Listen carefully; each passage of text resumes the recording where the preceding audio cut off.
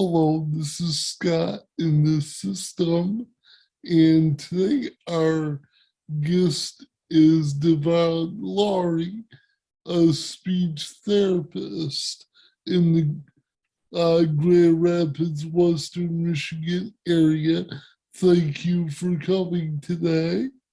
Thank you for having me, Scott. How did you become interested in speech therapy? I became interested in speech therapy because I had speech therapy when I was a child. So I had frequent ear infections, so there was always fluid in my ears, and that distorted my hearing. So my speech was very unintelligible. So that was kind of my first introduction, and it already stayed in the back of my mind. And I really enjoyed science and psychology, and those play a prominent role in speech pathology as well. And I really enjoyed seeing the relationship you're able to develop with clients and their families, as well as helping others be able to overcome communication obstacles. So it kind of was the whole package for me. And exactly what different types of disabilities or otherwise affects our speech?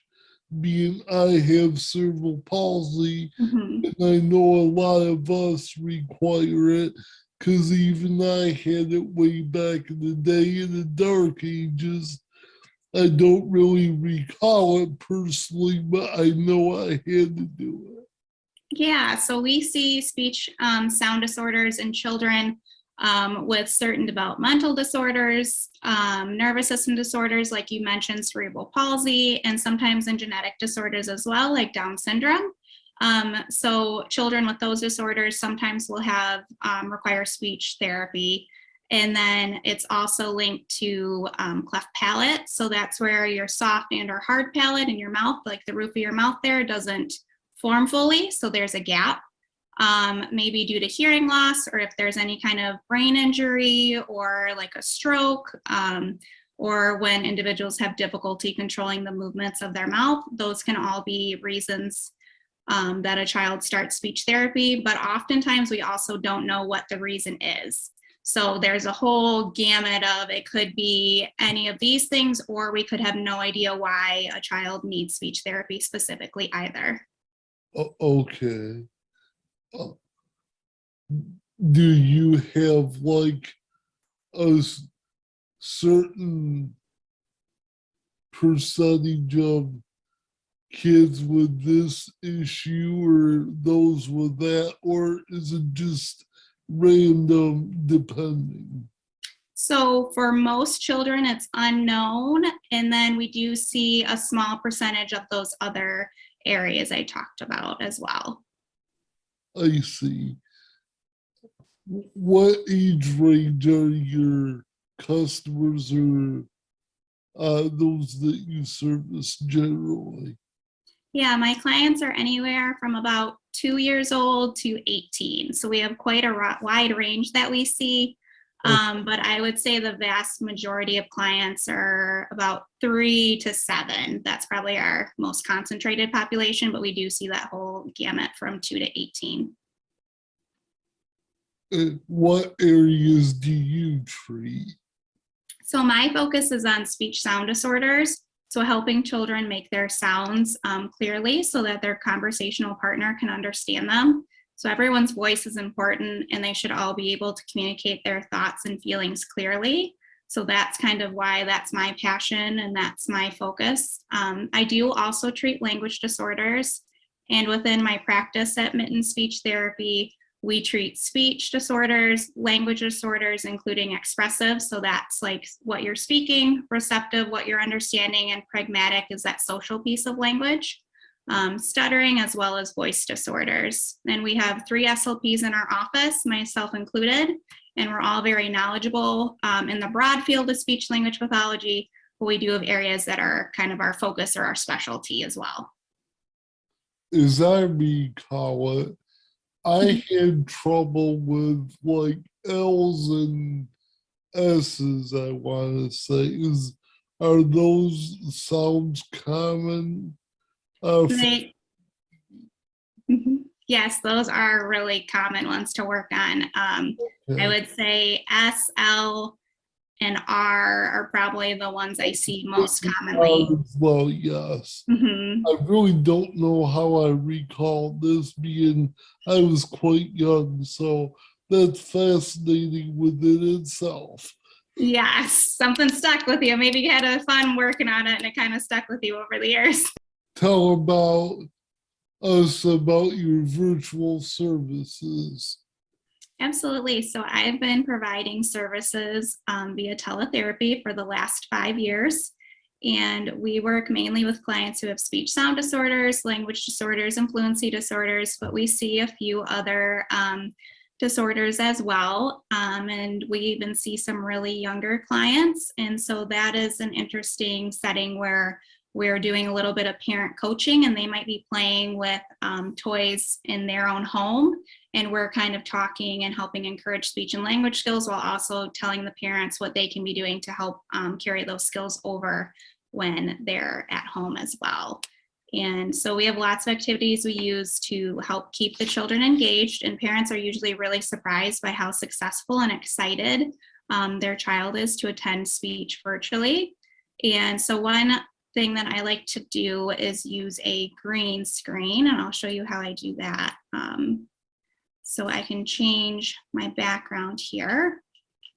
And so we have like this bear, and we can feed the bear different. I have different like food items, so we can let the kids pick out whether they want the bear to eat an apple or a hamburger. And then we slip it into this little green screen pocket, and the bear just was able to eat a snack. And we also have some pop-up toys that are reminiscent of those popular pop-up toys that children have, and they can ask to open the doors, or we can work on certain sounds, requesting to see the animals that are inside and open it up. And some other things we have as well, we have a farm, and we can put different farm animals doing different things. We could say the pig's in the barn and the cow is swimming in the pond here, and get to choose and move different animals around. And like you mentioned, Scott, that you worked on your S and your L sound, you remember. So we have this slide here, and the clients can pick which animal they'd like, and we can send the animal up to the top and then have them practice their word slide and have the animal slide down to the bottom. And it's just a really fun and exciting way to keep kids engaged, and they love seeing all the variety of games and activities that we can be doing every day. And it's just, teletherapy is a great way to reach those families who may not otherwise have access to speech. They might live in a very rural area, or maybe their schedules are really busy and they wouldn't be able to make it into the office. So I just love the flexibility that it offers our families. I could see that this was very beneficial probably during the pandemic, I'm sure. Yes, and I didn't start using the green screen until a little bit into the pandemic, but yeah, that made it way more exciting, and it was a good transition for my clients who went from being in person to virtual. And I was very happy to have already had experience doing virtual speech therapy prior to the pandemic as well. Could you go over some of the resources available for parents who have kids with speech issues? Absolutely. So I would recommend speaking with a licensed speech therapist who can provide you with the most specific resources for your child. But some other options are, if you have a young child who's under 3, you can contact your early on services through your county. So here in Kent County, that would be the KISD. And there are also a few websites that can provide some useful information, such as ASHA, that's ASHA.org, Michigan Alliance for Families, and Apraxia Kids. And our website, Mitten Speech Therapy, also provides resources, and that includes milestones and checklists to see where your child's at with certain skills, and if there's maybe an area that you might have a concern in, as well as some tips for working on those speech and language skills at home. Okay, so that gives them a resource to go to probably while they're taking, you know, therapy lessons, you know, even prior or afterwards, I would suppose. Yeah, and it would help to practice carrying over those skills at home, because we really talk about, especially when we have a new client joining, how important home practice is. So you're only in speech for a short amount of time each week, and you spend so much more time at home that we have to like practice those skills at home in order to make good progress. So that's just a way to kind of help support our families while they're at home working on their skills. And ideally in the future, I'd like to offer kind of like a support group, a connection group in the community for families, parents, and caregivers who have children with speech issues, so that they could kind of connect and talk about what's worked really well, maybe what hasn't worked really well, and kind of just connect over that. Well, I kind of compare this to like going to a physical or occupational therapist. If you don't practice the skills they give you on an everyday basis, well, it's not gonna go very far, or it's gonna be a slow process.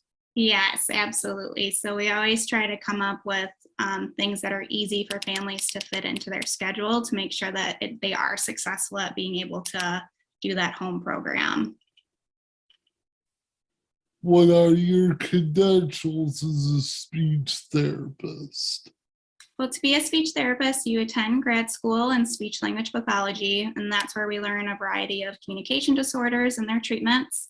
And while you're in grad school, you'll have clinical experiences. So you have to have at least 4 hours of supervised clinical experience. And for myself, I was at Western Michigan University, and we had experiences on and off campus.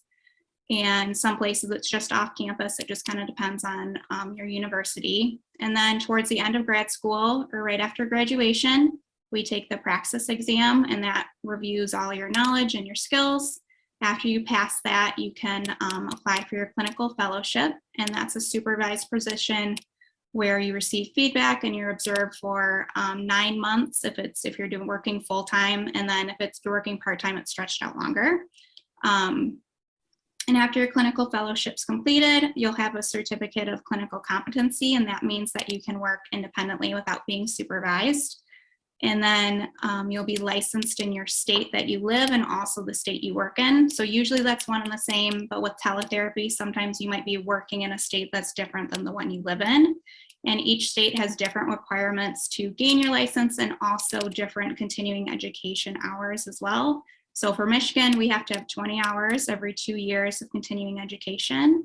And then for our national organization that most people are a part of, the American Speech, Language, and Hearing Association, we have to have 30 hours of continuing education every 3 years. So that helps us just stay up to date on best practice and just up to date on new things happening in our field. Wow, this is quite a scrutiny education, I guess. You would think it'd be simple. It's not that simple. No, and till I had to think about this, I even forgot about a lot of the steps that you have to take in order to get there, because it's been a few years since I've done that. And it is quite a few steps, but it's definitely worth it. And I'm glad I went through all of it.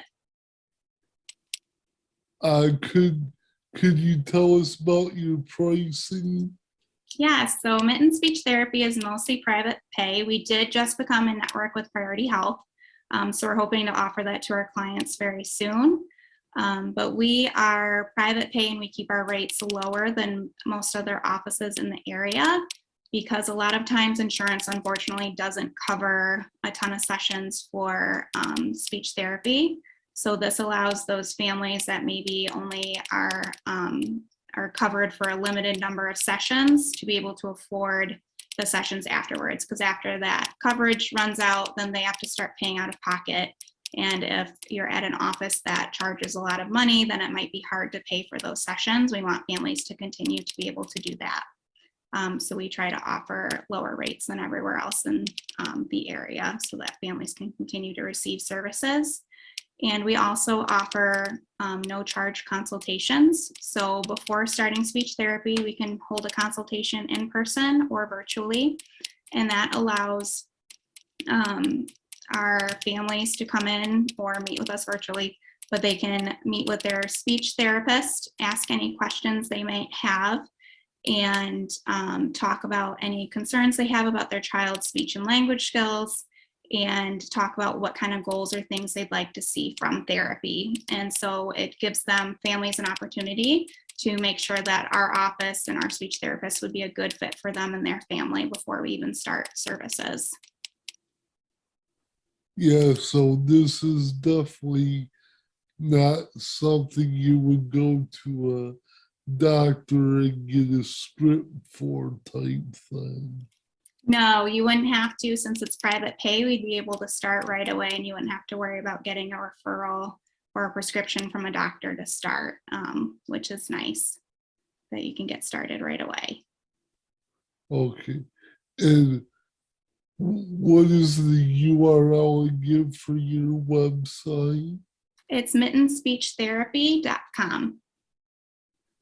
I was having a hard time, I must admit, associating what does mitten got to do with speech.